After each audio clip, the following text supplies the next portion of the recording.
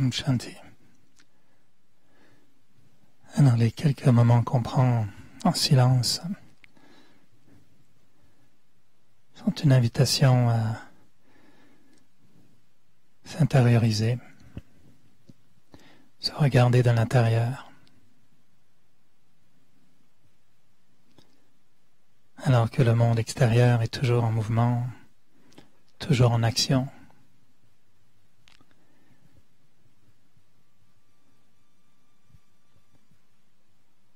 Le silence m'invite à rester stable, à rester centré et concentré sur moi-même.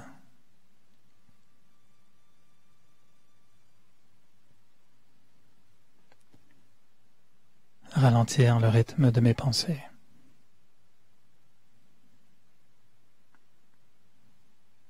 Choisir mes pensées.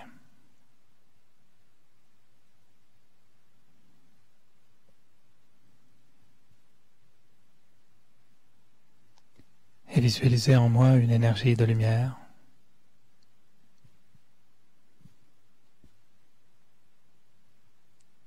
Comme s'il y avait une étoile qui brille au centre du front.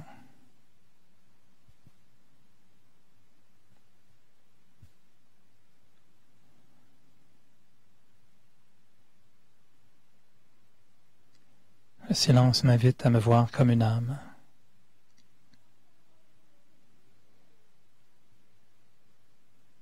Ouvrir ce troisième œil de lumière.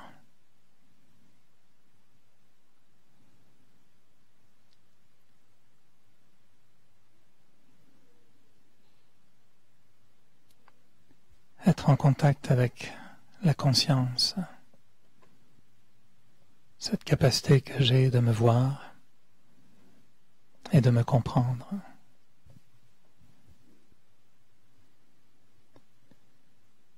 Et je laisse mes pensées devenir paisibles,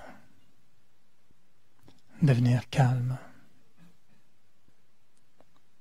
Je fais vivre ce mot paix, la paix de l'être, la paix intérieure.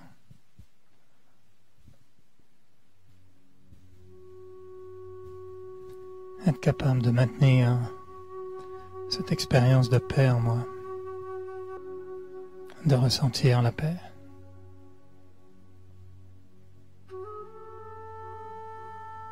De vivre la paix.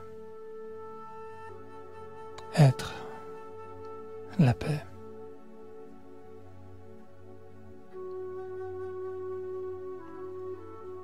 Et offrir la paix.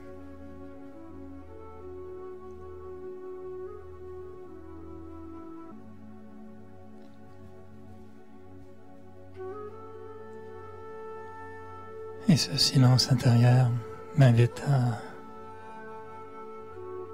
maintenir cette expérience de paix.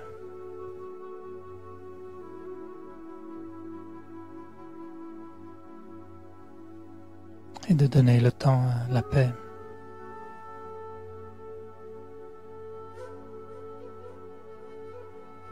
De s'infuser dans mes pensées, dans mes sentiments et dans mon attitude.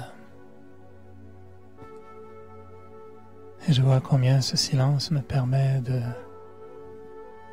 faire venir, faire naître cette paix en moi, afin que je puisse la garder, la transporter avec moi, et me dire qu'elle devrait toujours rester allumée comme une petite flamme, une flamme qui résiste à toutes les tempêtes, une flamme qui me guide dans la nuit.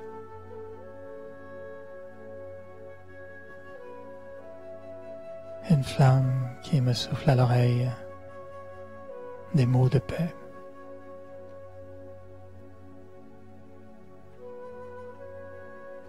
Et que devant toutes les scènes extérieures, toutes les turbulences extérieures,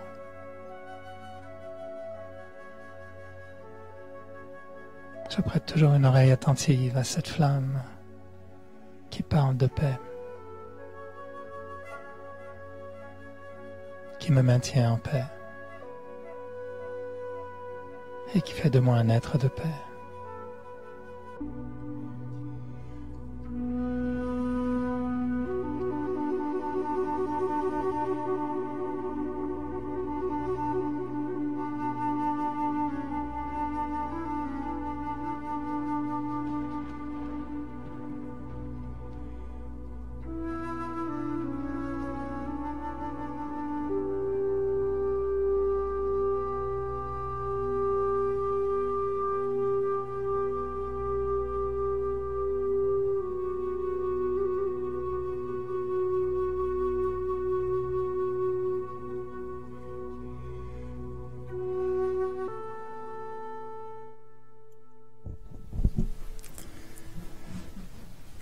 Bonsoir tout le monde, bienvenue.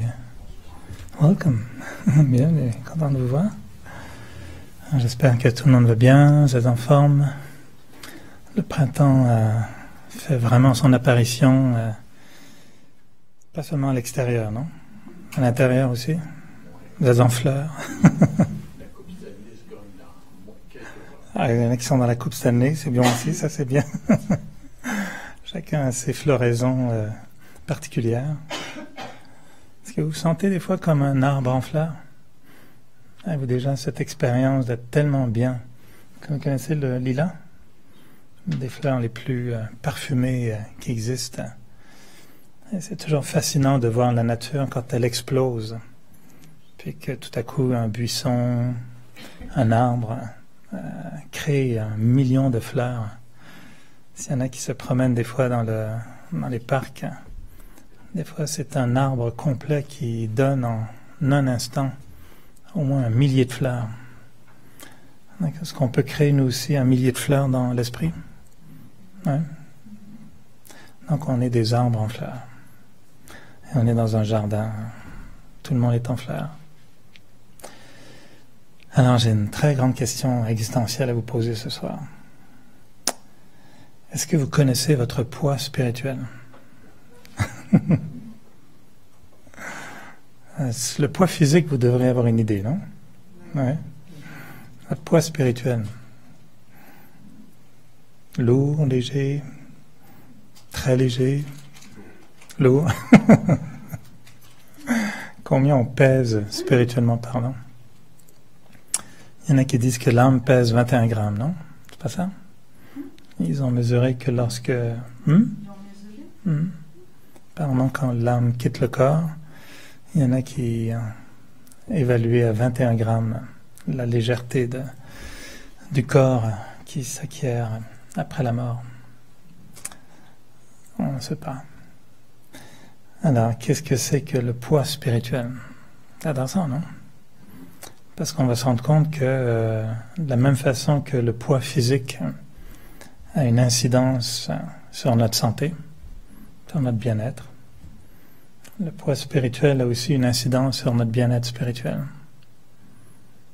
Et qu'il y a des facteurs qui vont faire qu'on est en bonne santé ou en moins bonne santé spirituellement parlant.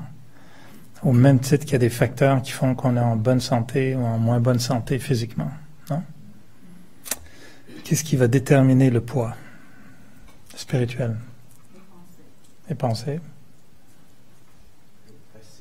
Le passé, ouais. Il est lourd, hein, des fois, non? Ouais. Qu'est-ce qui... c'est quoi les sentiments, ouais. Action. Les actions. C'est parce qu'on est en train de regarder notre assiette spirituelle. Qu'est-ce qui va nous donner l'expérience d'avoir du poids ou pas? Les actions, les sentiments, les pensées. Quoi d'autre? L'amour. Ça va plutôt avoir tendance à alléger, non? C'est un facteur de légèreté aussi. Alors, c'est intéressant parce qu'on dit que dans le mode physique, si on est léger comme une plume, qu'est-ce qui se passe? On s'envole. Si on est lourd comme un éléphant, Il y a des éléphants qui volent, mais ça, c'est juste dans les dessins animés de Walt Disney. Ça s'appelle Jumbo, puis... Cherchez pas, il n'y en a pas. Peut-être en Afrique, j'ai jamais vu un éléphant voler. Il y en a des éléphants qui volent, non. Un éléphant ne vole pas. Une plume, ça vole. Alors, quand il y a une lourdeur, on a tendance à... on va dire que dans le mode de déplacement humain, il y a plusieurs façons de se déplacer. On peut ramper. J'imagine personne ne fait ça, non? Aller au travail en rampant, non? Vaut mieux pas. Hein? Les bébés rampent, non? Ils ne savent pas marcher, ils rampent. On peut ramper. Quand on est vraiment une cas d'urgence, si on rampe, c'est pour aller au téléphone, appeler le 911 en général.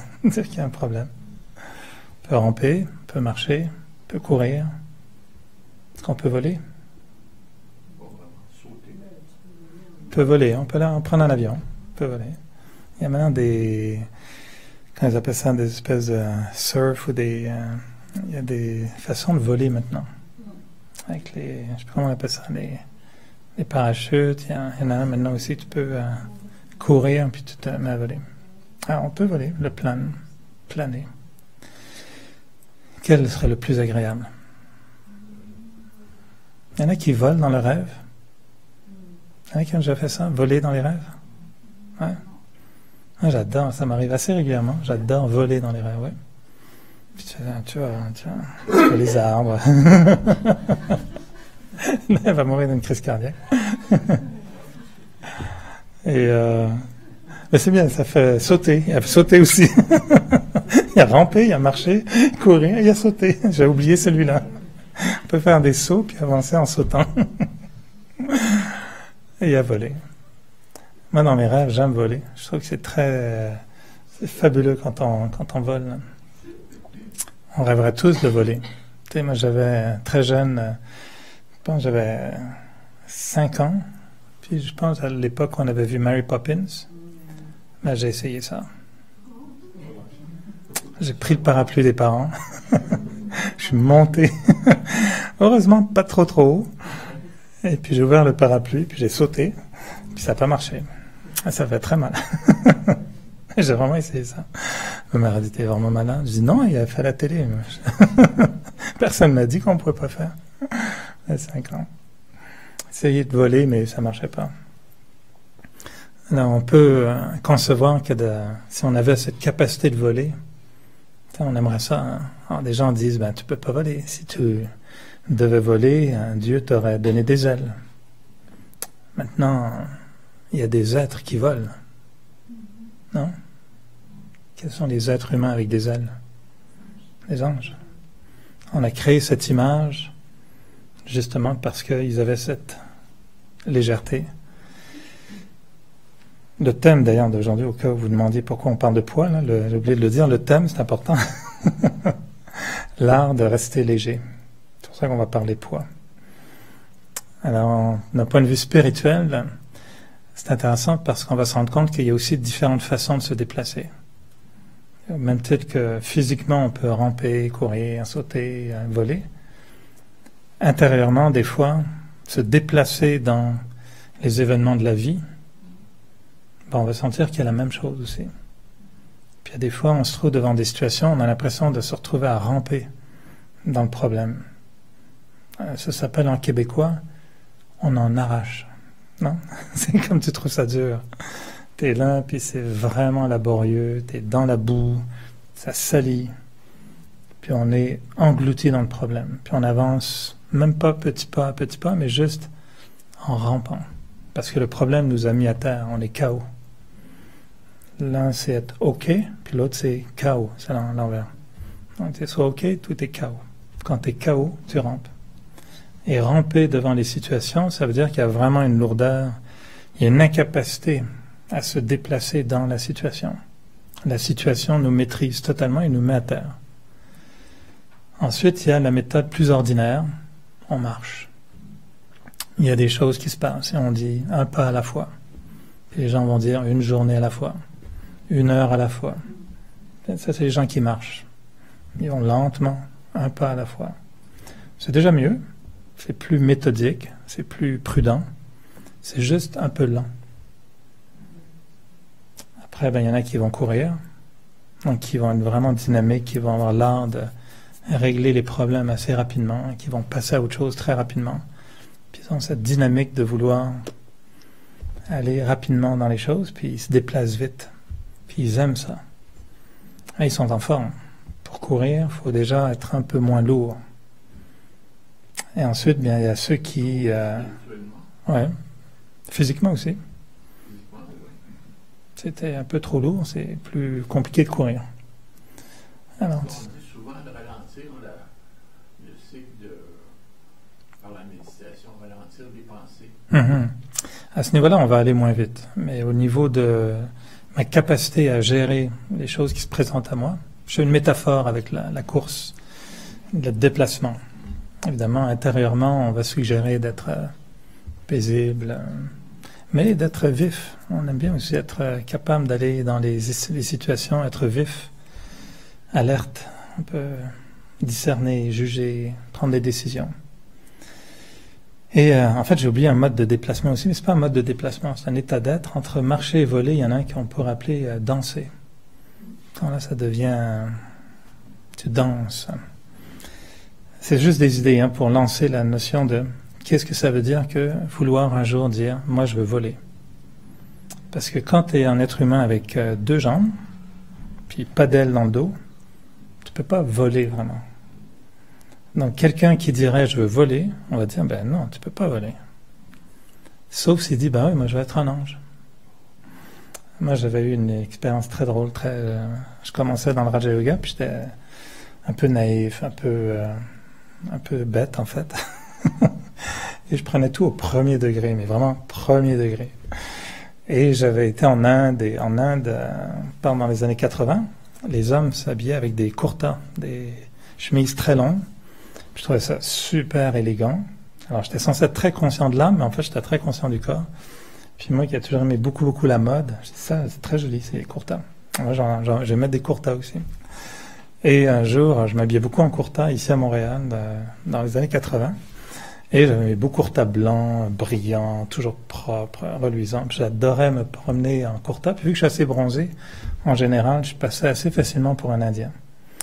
Et puis une fois, j'étais en vélo et j'étais avec mon kurta en vélo. Et je descendais Berry. Et je me souviens très bien de cette scène. Puisque j'étais dans mon mode méditation, je suis un ange, je suis pur, je suis paisé, je médite et je pédale, il y a du vent, c'est bien. Tout à coup arrive devant moi, à côté de moi, une espèce de scarabée à vélo. Vous savez, des gens en tenue sportive, avec des stretch, puis des trucs, des espèces de casques futuristes, avec des grosses lunettes. Ça ressemble à des insectes. Sur un vélo, tu sais, un peu comme ça, c'est toujours reluisant, des tenues brillantes et tout. Puis moi, j'étais là avec mon vieux vélo de 1740. Puis il arrive avec son vélo 300 vitesses. « Ah man, super cool, comment t'es habillé, c'est beau, c'est quoi ça? » Alors, il me dit « T'as trouvé ça où? » Alors lui, il pensait que c'était un outfit, une tenue spéciale pour le vélo. Je dis, non, et moi, je dis « Ben écoute, moi... mes amis sont des anges, puis je vais être comme eux, je vais être un ange, c'est pour ça que je m'habille comme ça. Ah, cool, man, yeah, very cool. Les années 80, hein, le cannabis n'était pas légal, mais consommé de façon intense à l'époque. Et finalement, on est resté côte à côte comme ça, la paire la plus absurde de cyclistes de Montréal, un yogi avec sa tenue d'ange, et le scarabée avec sa tenue d'insecte et son vélo haute vitesse. Mais je l'ai accompagné jusqu'à son lieu de travail dans le Vieux-Montréal, qui n'était pas du tout là où j'allais. Et je m'étais dit, je vais lui donner le cours sur l'âme en vélo. Alors je lui ai donné le premier cours de méditation en vélo, en lui expliquant qu'il est une âme au centre du front, ça c'est juste un corps, puis « Oh cool man, yeah, right on. » C'était comme... Il a aimé ça. On a fait la première leçon à vélo, en étant léger comme un ange, et... quand j'y repensais après, je me demande lequel fumait du cannabis. Mais c'était pour moi, ça, c'était une expérience de très grande légèreté. C'était d'être à vélo, mais libre, léger comme l'air. Alors, d'un point de vue, donc ça c'est juste pour rire un petit peu de ce qu'on fait, mais la notion de légèreté spirituelle, c'est comment on va se déplacer, comment on va se comporter, comment on va se sentir. Et si on devait dire mentalement, je vais être tellement léger que je veux voler, mais c'est là qu'on arrive dans cette notion des anges, qui sont des êtres lumineux, avec des ailes. On les représente toujours avec des ailes. Ce sont des symboles, mais qui s'appliquent à une attitude mentale, à un état d'esprit. Évidemment, on a peu de gens en général qui veulent être un ange. Quand on demande aux petits, qu'est-ce que tu veux faire plus tard? J'ai jamais entendu un jeune me dire, ah, moi plus tard, j'aimerais ça être un ange. Vous connaissez-vous des jeunes qui veulent devenir des anges, non? Sœur religieuse. Hein? Sœur religieuse. Sœur religieux, oui. Même ça, c'est rare, des gens qui disent, moi plus tard, je serai un prêtre. Mais être un ange, il n'y a pas de jeunes qui veulent être un ange. Parce qu'on leur a pas dit que c'était possible. Ça reste dans un univers mythologique, abstrait. En spiritualité, on change de langage. Puis on dit, si c'était possible d'être un ange. Juste quand je parle, il y a un ange qui rentre. Alors, tu vois, on parlait des anges, alors écoute, hein, bienvenue. Il s'appelle Jonathan, c'est un goéland. Puis sa spécialité, c'est voler. Alors, comment... tu arrives à... Non, c'est une entrée planifiée pour accompagner ce que je suis en train de dire. Je voulais une démonstration dans ce que j'allais dire. Et voilà qu'elle arrive. Tu sais, c'est comme si on avait organisé ça avec le gars des vues. Parce que Jonathan, je lui dis toujours qu'il est comme l'oiseau, Jonathan, le goéland. Puisque c'est exactement ce que je suis en train de dire, que les gens jeunes, ils disent jamais que j'ai envie de voler. Puis l'histoire de Jonathan le goéland, c'est exactement un goéland qui lui a dit, moi je veux voler plus haut, plus vite que n'importe quel autre oiseau. Puis on lui a dit, mais non, tu peux pas, ça va pas, tu peux pas faire ça. Les goélands, ça vole pas comme ça. Et tout le livre Jonathan Livingston, le goéland, c'est la quête d'un goéland qui veut en fait devenir un ange. Et tout le livre nous amène dans la notion que ce qui le limite, c'est pas la vitesse, le muscle, la capacité de voler vite. Ce qui le limite, c'est sa pensée. Et il dit, si tu brises les chaînes de tes pensées, tu brises les chaînes de ton corps. Ça t'arrive en plein dans le bon moment. Donc voilà, si vous voulez voir Jonathan Livingston, le goéland, il est là, incarné. Il est barbu, ça fait juste bizarre, mais un goéland barbu, maintenant, c'est moderne. Alors, la légèreté d'être, comparativement à la lourdeur. Et dans notre philosophie spirituelle, c'est intéressant parce qu'on se dit, la notion de légèreté, en fait, se décrit par cette capacité de ne pas être alourdi par quoi que ce soit. Et on pense que l'âme, l'être humain, l'être vivant, la conscience, par nature, est très légère, est très innocente, est très libre, est très, et là j'ai utilisé un mot dont on va parler ce soir, elle est très pure.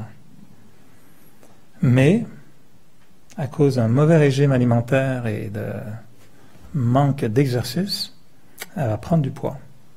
Puis un jour, l'âme va devenir tellement lourde qu'elle va être coincée dans un corps, identifiée au corps, puis incapable de se dissocier de ce qui se passe véritablement. Et on dit dans la philosophie du Raja Yoga que l'âme va s'oublier elle-même, puis elle va se penser comme étant un corps.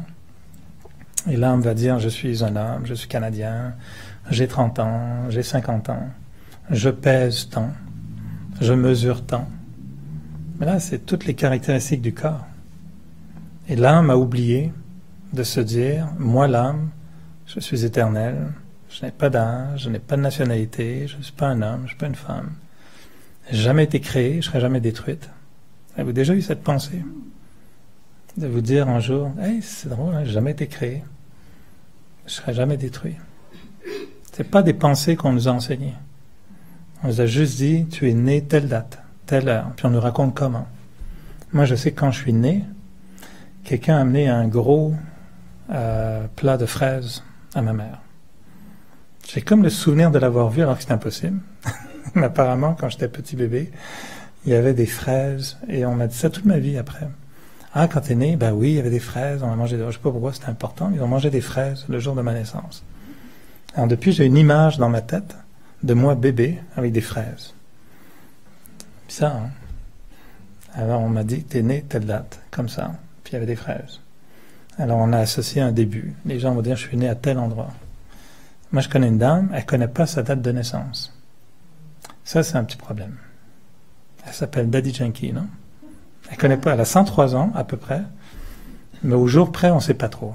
Parce qu'elle-même, c'est pas, parce qu'elle vient d'une époque, 1800 quelque chose, où c'était pas clair, des fois, les dates de naissance. On marchait avec les lunes, les calendriers indiens. Vinena pourrait nous dire plus pourquoi elle connaît pas sa date, mais on me dit qu'elle connaît pas vraiment sa date de naissance, non? Il n'y a pas d'acte de naissance. Alors, ça fait bizarre quand on te demande t'es né quand, puis tu dis je sais pas. Moi, on me demande t'es né quand, je dis jamais. T'es né toi? Ouh, ça fait mal. Moi, je suis jamais né, puis je vais jamais mourir. Si on dit ça comme ça, surtout à un médecin, il va pas nous croire. Il va dire mais non, t'es né, tu vas mourir. Puis nous, on dirait non, mon corps est né, mon corps va mourir. Mais on s'est tellement attaché au corps qu'on est convaincu que moi, je vais mourir. Si on devait apprendre à tout le monde à penser autrement, juste pendant, mettons, 1 an, on se crée une école un peu extraterrestre, puis pendant 1 an, tout le monde dit tous les jours, moi, je suis éternel. Puis on met tous les jours sur je suis éternel. Mais je vous garantis qu'après 1 an, vous allez vous sentir éternel. Parce que ça va devenir une réalité, ça va être on va mesurer d'abord que c'est rationnel, que c'est possible, on va dire oui, la pensée, l'être, et on va vivre cette expérience. Alors là où je m'en vais avec tout ça, c'est que la légèreté de l'âme, elle était en fait originelle. C'était notre nature d'être comme ça. Et ce qui s'est passé, c'est qu'au fil du temps, des siècles, des générations, on s'est alourdi. Puis on est devenu des poids lourds, mais vraiment du béton. Ça vole pas le béton non plus. On peut pas voler. On peut le voler, mais on peut pas. Ça vole pas tout seul. Et donc, on est devenu des âmes un peu lourdes. En France, c'est une insulte quand on dit quelqu'un « Ah, t'es lourd hein. ». Ça, c'est en général. Non, en québécois, ça devient « t'es épais ». On dit ça, là, t'es épais. En français, c'est « t'es lourd ». C'est la même chose. Alors, l'âme qui est devenue lourde, c'est quoi? C'est une âme qui s'est alourdie avec des identités qui lui appartiennent pas.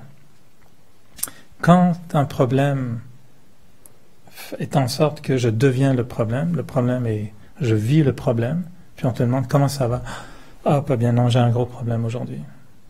Ça, là, il faut aller sur la balance tout de suite, se peser, puis ça va aller dans le rouge. On va dire, là, t'es lourd, hein. Là, t'es vraiment lourd. T'as un problème.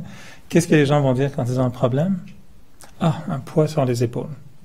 Si on leur enlève le problème, ils vont dire « Ah, tu m'as libéré, j'ai l'impression d'avoir enlevé un poids de mes épaules. » Non? Donc, ils se sentent légers. Donc, le problème alourdit. Et on dit qu'on s'alourdit souvent pour 2 choses. Mauvaise alimentation et manque d'exercice. Alors, au niveau de l'âme, qu'est-ce qu'elle mange une âme? Qu'est-ce qu'elle fait comme exercice? Et hier, c'est drôle parce que je ne connaissais pas le sujet de ce soir. Puis hier, on a tiré un peu, j'ai tiré une classe un petit peu au hasard. Puis le thème, c'était perdre du poids, weight and waste. Le poids et le gaspillage. Et toute la classe était autour du fait que vous avez trop de poids, puis vous gaspillez. Weight and waste. Et donc, c'est pour ça que l'être n'arrive pas à voler. L'être, il n'arrive pas à décoller. Et dans notre régime spirituel, c'est là où ça devient très intéressant parce que, on se dit, je crois qu'il est possible d'être beaucoup plus léger que je suis aujourd'hui. C'est comme si on n'est pas content de notre poids physique, mais on sait que je suis capable d'être moins pesant. Il faudra que je fasse un changement alimentaire, puis probablement que je fasse des exercices, non? Vous regardez sur le web, c'est un gros marché, le marché du poids. C'est un énorme marché. Parce que c'est une grosse préoccupation. Puis les médecins vont dire, si tu as un surpoids, ils vont dire attention. Moi, on m'a dit récemment, si tu as un surpoids, ça risque d'être un surpoids autour des organes. Puis ça devient dangereux. Et ça, c'est ce qu'on... Ça va? Ok. Naïla. On s'habitue. Alors l'idée, c'est que quand on est conscient qu'on peut changer, ben là on le fait ou on le fait pas. Après, ça va être une petite question de motivation. Mais on sait qu'il est possible. Et quand on fait des efforts pour changer, c'est parce qu'on sait qu'on peut changer. Nous, notre rôle dans les centres de méditation, c'est de convaincre, je dirais plus ou moins les gens, qui pourraient être en bien meilleure santé spirituelle. Et qu'en ce moment, la plupart des gens sont pas mal en train de ramper dans la vie. Puis on aimerait leur proposer l'idée d'être un oiseau qui vole ou un ange qui vole, puis leur dire, regarde, il y a vraiment une différence. Et la notion d'être très léger, c'est une capacité mentale, spirituelle, de faire en sorte que rien ne m'alourdisse. Que s'il y a un problème, ben j'ai des bonnes pensées par rapport au problème, pour dire non, il n'y a pas de problème, ça va. Je suis capable, ça ne nous dérange pas. Quand on sait gérer quelque chose, il y a des gens d'affaires, ils regardent leurs actions en bourse, puis ils disent, ah tiens, j'ai perdu 10 millions aujourd'hui. Puis là, ils ne vont pas stresser. Ils savent qu'il faut faire autre chose, puis ça va marcher. Moi, je n'ai pas 10 millions, mais si je perdais, je ne sais pas moi, 10 000 $ ou 1 000 $, qu'est-ce que je fais? Il y en a pour qui c'est naturel de faire ça. Donc, ils ne voient pas ça comme un problème. Mais une personne qui perd 20 $, ça peut devenir un gros problème. Donc, c'est tout dans la tête. Alors, la pensée, ou dans la poche, oui, c'est tout c'est tout dans la tête ou dans la poche. Et donc, des gens vont aborder des problèmes, des fois, avec la pensée que c'est pas un problème. C'est juste un test. On veut me mettre à l'épreuve. Ah, ok. Je suis habitué. Je vais être rusé. On me pose une devinette et je vais répondre. On me met à l'épreuve. Ah, ok, c'est juste un test. Il faut que je passe mon test. C'est une autre mentalité. Au lieu de dire, ah, j'ai un problème, tu te dis, ah, je suis en période d'examen. Laissez-moi, je peux me concentrer. Je vais réussir mon examen. Parce que je vais avoir des bonnes notes, puis je veux mon diplôme d'ange. Donc, il y a, par exemple, cette attitude-là, que dans les pensées, on peut changer un problème en autre chose. On l'a évoqué, des fois, on se met à ruminer le passé. Et de la même façon que des fois, on dit, quand vous mangez des choses qui viennent du passé, dans le frigidaire, est-ce que vous regardez la date qui est dessus? Puis des fois, c'est marqué meilleur avant telle date. Quand on rumine des ingrédients du passé, savez-vous s'ils sont encore bons ou s'ils sont déjà périmés? Ruminer une mauvaise situation qui s'est produite hier, en général, ces mauvaises situations, après 24 heures, elles sont vraiment encore pires. Puis de les ruminer 24 heures ou 48 heures plus tard, moi je mange pas de viande, mais je sais que la viande, par exemple, si tu la laisses sur le comptoir, est-ce que vous la mangeriez le lendemain? Non. Tu sais que ça va pourrir très rapidement. Tu laisses une tomate sur le comptoir, tu peux la manger le lendemain. Mais peut-être pas 3 mois plus tard, par contre. Mais alors, il y a des choses qui périment vite. Mais mentalement, il y a des idées qu'on utilise qui sont en fait périmées, qui sont très mauvaises, qui sont même toxiques, qui sont avariées. Puis on les rumine encore. Alors on dit par exemple, quelqu'un va vous dire, va vous insulter. Mais la personne vous a insulté il y a 10 ans. Puis là, 10 ans plus tard, quelqu'un vous parle, ah oui, elle, je la connais, oh, tu sais ce qu'elle m'a dit?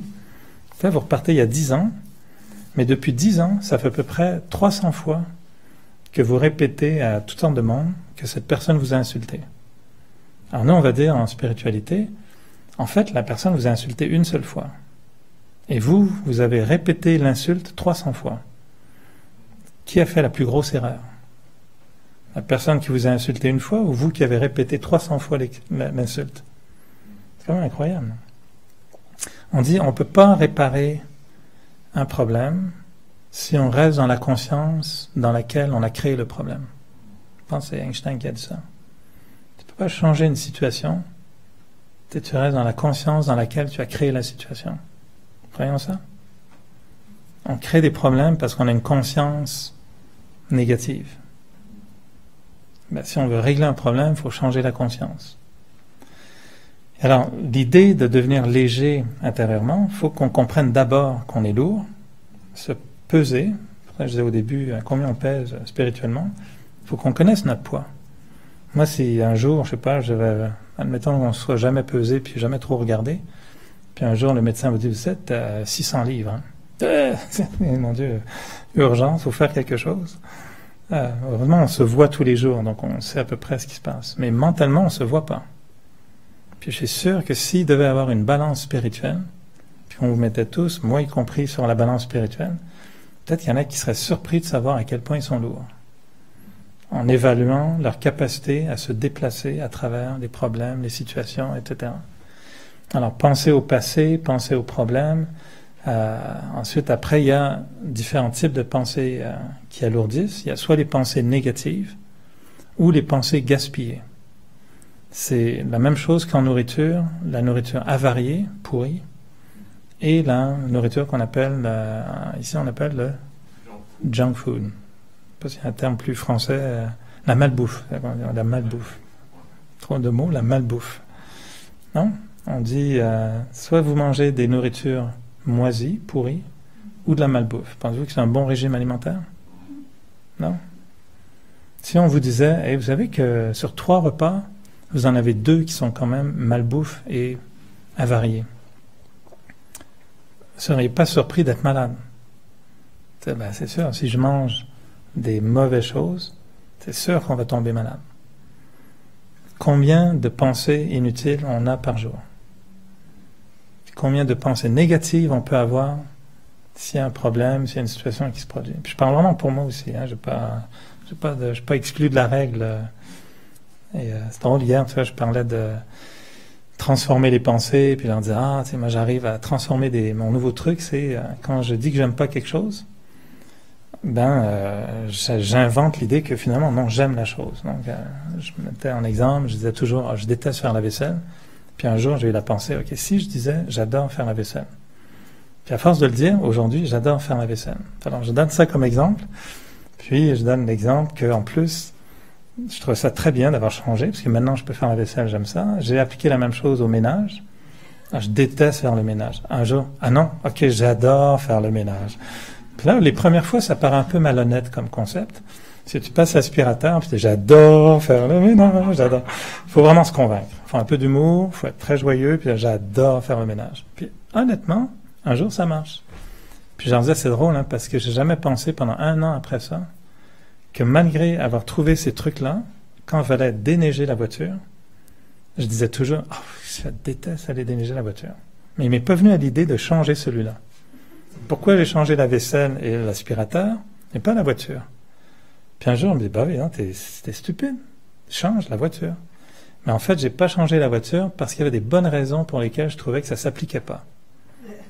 Parce que tu déneiges, là, t'es en sueur, t'arrives au travail, tu dégoulines. Tu peux pas dire, j'adore déneiger.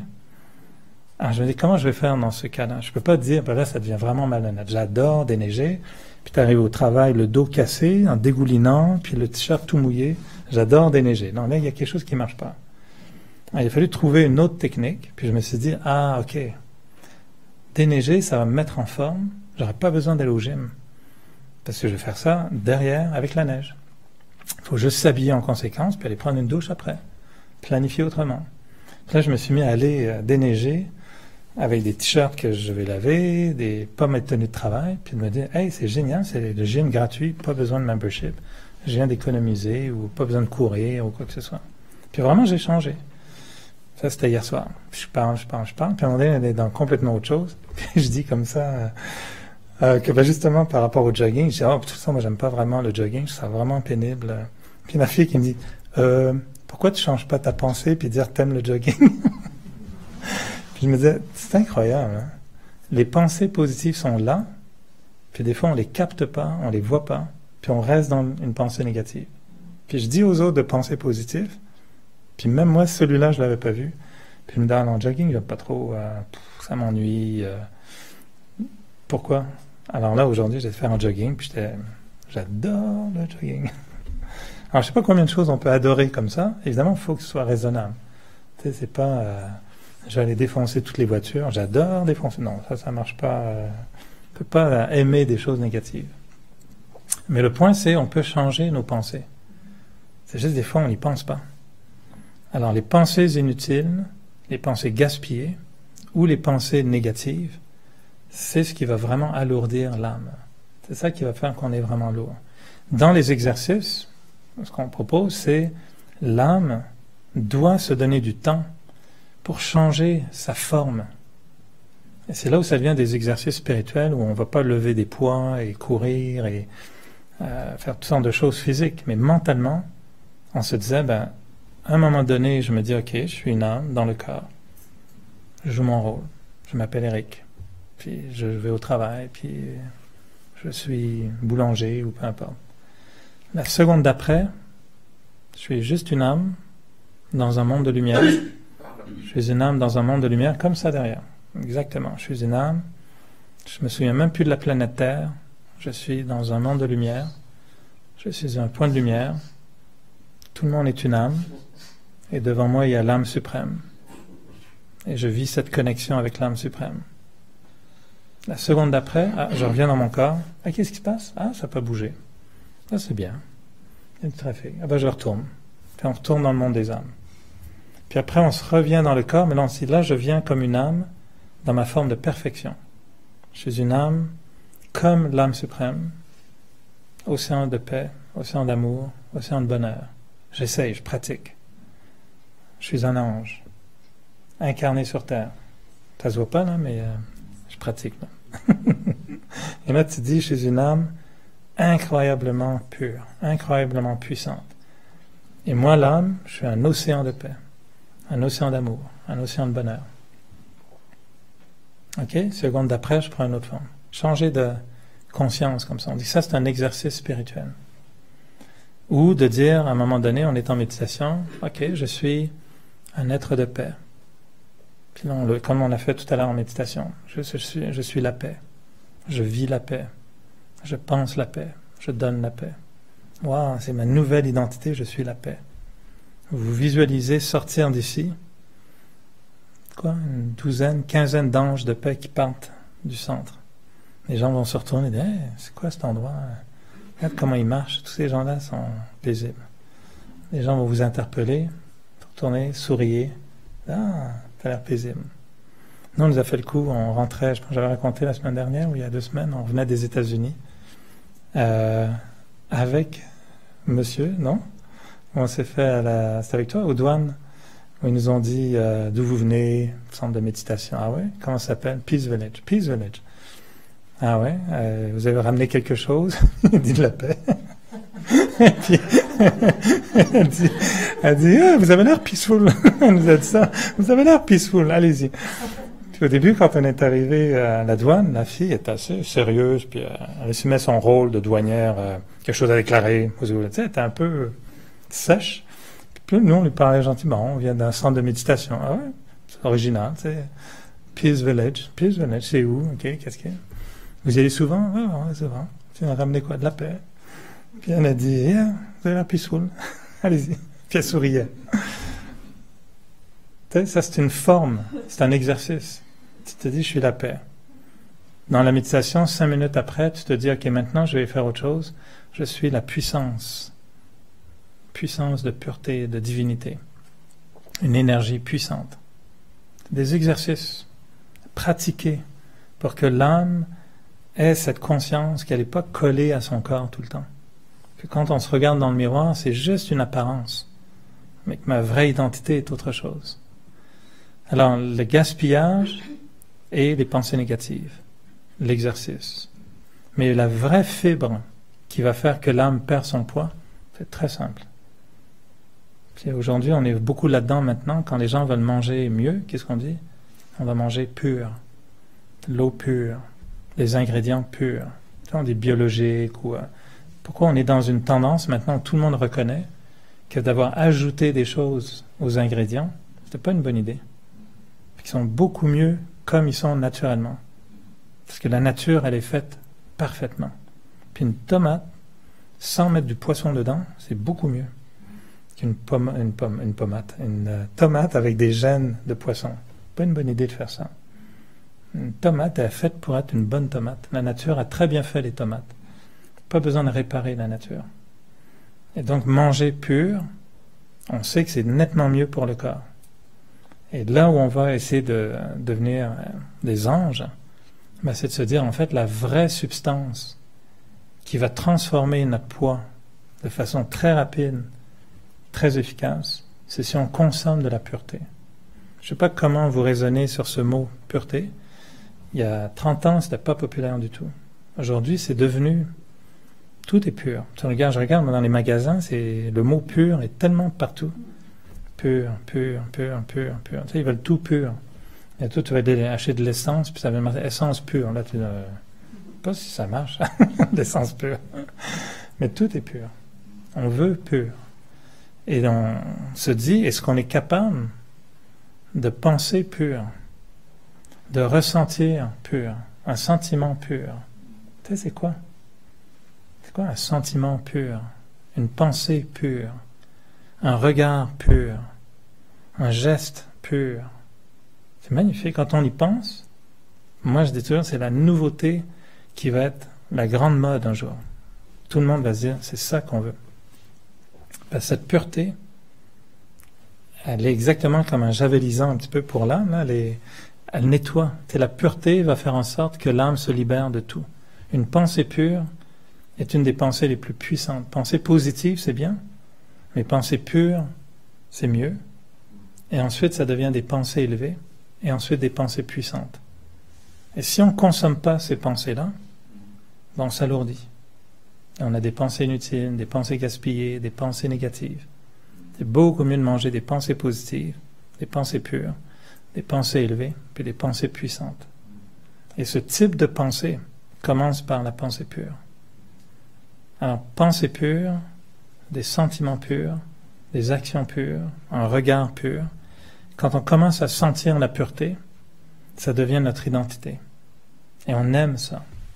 Quand on a une hygiène physique, je pense que tout le monde aime beaucoup, après avoir fait un effort, après avoir été travailler la terre, après avoir fait de l'exercice.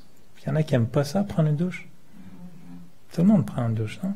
T'aimes te laver, avoir des vêtements propres. Pourquoi on aime ça? On sent bien. On sent que c'est frais, ça fait du bien. J'ai jamais vu quelqu'un dire « je viens de prendre une douche, je me sens tellement propre, ça m'énerve. » Non, je sais pas. En tout cas, si ça arrive, il faut l'envoyer chez le psy parce que c'est un problème. Mais généralement, tout le monde, quand j'ai pris une douche, ça va tellement mieux. Même personne. Plus une douche, une nouvelle personne. Moi, la douche me fait penser. Ah, je pensais qu'ils prenaient plus de douche, les hippies. Ah oui, c'est ça. Non. Ben, ça sentait aussi. Hein. Moi, la douche, c'est toujours là où j'ai les plus grandes idées. J'ai lu un article scientifique qui montre pourquoi ça fait comme ça. Parce que l'eau sur la tête, ça stimule des cellules. C'est vrai, c'est un article scientifique. Je me demandais toujours pourquoi. Des fois, c'est dans la douche que j'ai trouvé une pensée, puis c'était toujours super. Alors, la douche, physiquement, c'est sain. Ben, spirituellement parlant, des pensées pures, ça libère l'âme. L'âme se sent légère. Quand on a un problème, pensez-y. Qu'est-ce qui fait que c'est lourd? On pense au problème. On dit ça ne devrait pas être comme ça. Pourquoi c'est comme ça? J'ai pas envie que ce soit comme ça. On va prendre une douche. Ouais, ça aide, même physiquement. Mais mentalement aussi, il faut prendre une douche mentale. Enlever les problèmes, puis on dit non, c'est quoi une pensée pure devant un problème? C'est quoi ma pensée pure face à un problème? Il n'y a pas de problème. Oui, ou de dire, tu peux évaluer les options. Mais si tu te disais, par exemple, je vais aller à l'extrême, tu te dis, OK, il y a un problème, moi je suis un ange. Qu'est-ce que je fais? Qu'est-ce qu'un ange fait devant le problème? L'autre jour, j'allais me promener, puis c'était les premières journées de soleil, puis j'avais l'impression d'être tout distrait, tu vas au parc, puis c'est comme t'es un bourgeon, tout est énervé, il y a des chiens, il y a des choses, ben, ça bouge, je sais pas.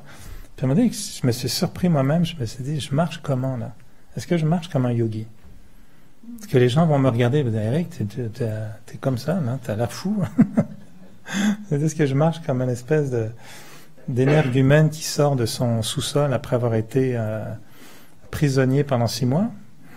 Ou est-ce que je marche comme un yogi? Et je me souviens toujours qu'il y a un copain du travail qui m'avait dit, qui promène son chien au parc, puis il me dit, Eric, je te vois souvent marcher au parc Jarry. Puis il me dit, quand je te vois, je me trouve tellement stressé. Parce que toi, tu es là, tu regardes les arbres, tu regardes dans l'air, tu regardes la nature, tu marches lentement, tu as l'air tellement paisible. Puis moi, je marche mon chien comme ça, tu sais, stressé à regarder mes pieds. Puis il dit, je fais le tour du parc, j'ai juste vu mes pieds. Le problème que tu as, qu'est-ce que tu en fais? Le quoi? Le problème que tu as, qu'est-ce que tu en fais? La pensée peut transformer le problème. Tu vas trouver une solution. Tu vas avoir la bonne attitude. Le problème, il y a des choses qu'on peut changer, il y a des choses qu'on ne peut pas changer. Si on me dit, je sais pas, ton toit s'est écrasé. Ok, toi c'est écrasé. Je peux pas changer ça. On va le réparer, mais toi c'est écrasé. Paniquer, m'énerver, stresser, râler, trouver un coupable, ça va rien changer. Mais si je fais ça, je vais m'alourdir. Mais si je me dis, ah, ça c'est intéressant. Tiens, toi c'est écroulé. Qu'est-ce que je fais? Ok, pas de panique, je sais que je vais trouver les bonnes choses. Il y a plein de pensées qu'on peut trouver. Je n'irai pas dans le détail ce soir, mais juste de retenir ce mot. Qu'est-ce qu'on peut faire pour être pur? Pensée pure, sentiment pur, action pure, regard pur. C'est quoi un regard pur envers quelqu'un? Tu regardes du bébé. Et il te regarde et c'est clean, non? Il n'y a pas de problème. Tu vas pas un bébé soit te faire un petit clin d'œil comme ça, ou un bébé te faire, c'est qui toi? Non. Il y a un âge où c'est comme, hein? Il n'y a pas de jugement. Il n'y a pas de jugement. Le bébé, il est clean. Ses yeux, ils te regardent, c'est comme, waouh, des yeux purs. Encore aucune mauvaise impression là-dedans, c'est tout pur. Là, je me dis, quand le jour, j'aurai un petit regard de bébé pour tout le monde, ça y est, je serai prêt pour m'envoler comme un ange.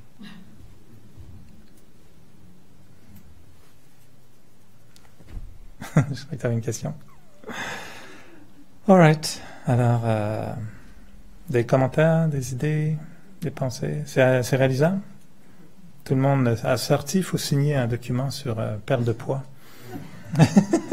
Puis on change l'enseigne, ça s'appelait Weight Watcher ici, les centres spécialisés en perte de poids spirituelle.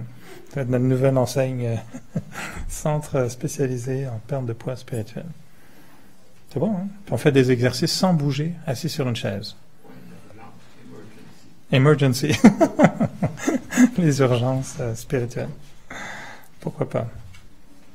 Alors l'idée c'est de vivre cette notion puis de se dire qu'on a tellement envie d'être léger dans la vie. On aimerait tellement être capable de faire que, pas de tout prendre à la légère, mais de tout sentir que rien ne m'alourdit, que je reste léger. Il se passe des choses, enfin, je veux pas m'alourdir avec ça. Quelqu'un me dit, il y a un problème. Non, ça va, je suis ok. De se dire, je veux rester léger, je veux voler, je veux pas m'alourdir. Et le fil utile dans tout ça, c'est faire attention à ce qu'on consomme, faire des exercices à l'âme et penser à la pureté. On médite un petit peu là-dessus avant de vous laisser sortir. Et il y a des caméras qui vont vous observer quand vous marchez derrière pour voir si vous marchez comme des anges, comme des yogis.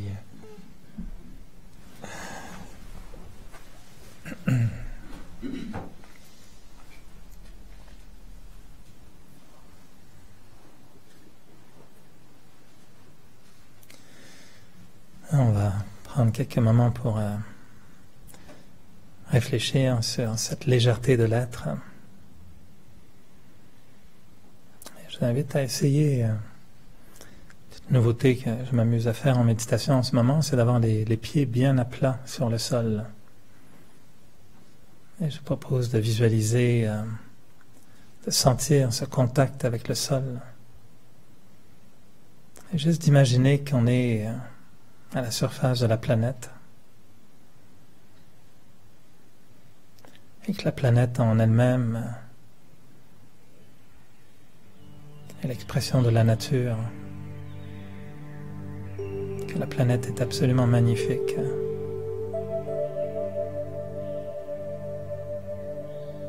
On sait que vu de l'espace, la planète est la planète bleue, avec les océans. Que la planète est porteuse d'une énergie incroyable. Toute cette nature qui s'exprime. Je vais juste imaginer qu'en étant assis ici, en ayant mes pieds bien posés au sol, je crée un contact avec la planète, comme si je communiquais avec la planète. Et j'imagine que toute l'énergie qui est dans la Terre, cette magnifique planète dans le cosmos, comme si la planète sentait mon contact et que la nature communiquait avec moi en transmettant une énergie pure, que cette énergie entre en moi à travers mes pieds.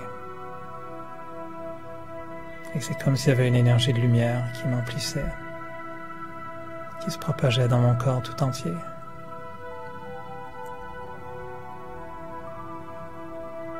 Comme si la nature me saluait, m'acceptait. Imaginez toute cette belle lumière qui rentre dans le corps et la nature qui vit l'harmonie avec mon corps. Parce qu'en fait, mon corps appartient à la nature. Et en me détachant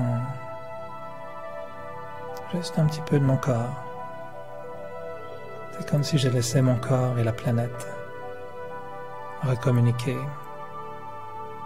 dans l'harmonie de la nature. Et je me dis que mon corps appartient à la nature. Je suis venu sur Terre.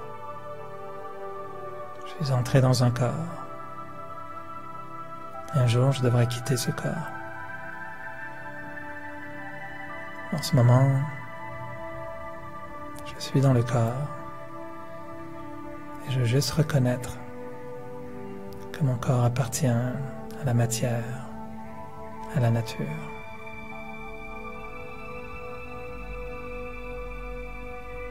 Et ce corps de lumière est comme un arbre vivant,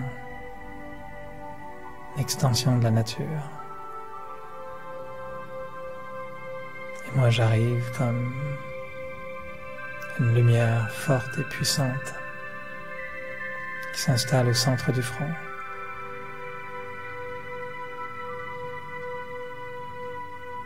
Et c'est moi l'âme qui se met à briller encore plus fort que toute cette lumière qui envahit mon corps. Et je me visualise au centre du front comme cette étoile, cette conscience pure.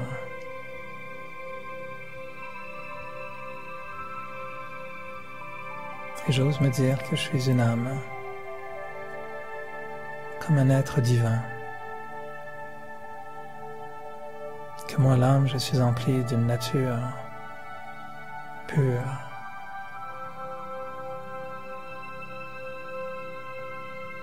Et je ressens en ce moment que ma nature est en harmonie avec la nature de la planète, du monde, de l'univers. Mais je sais que je ne suis ici que de passage. Je suis dans un corps. Je peux voir à travers les yeux, entendre. Je peux vivre à travers ce corps.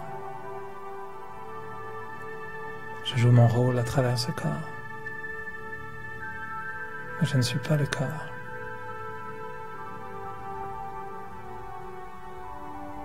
Et je sens toute la légèreté de l'être, toute la lumière de l'âme. Je suis libre. Je peux faire fleurir en moi ces milliers de fleurs comme un arbre qui explose au printemps. Je peux créer une pensée de paix, comme une fleur qui surgit pensées d'amour, ou une centaine de pensées d'amour que j'offre à tous. Et je joue avec l'esprit, mes pensées dansent. Et je me vois comme cette lumière au centre du front.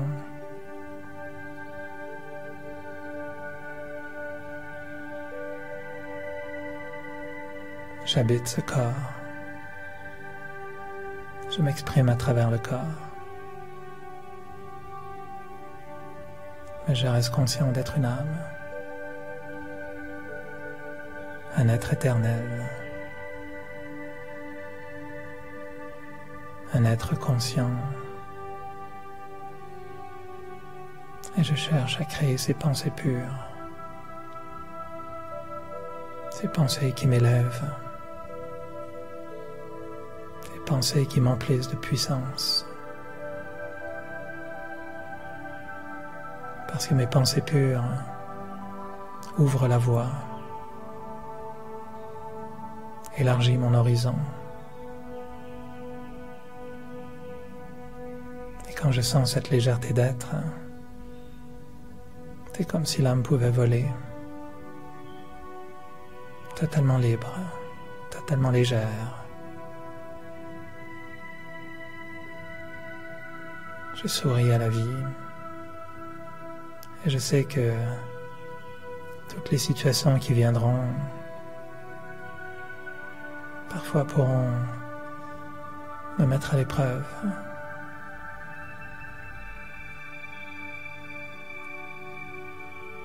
Je reviendrai dans cet état de légèreté, dans cette liberté d'être, dans cette conscience d'être une âme.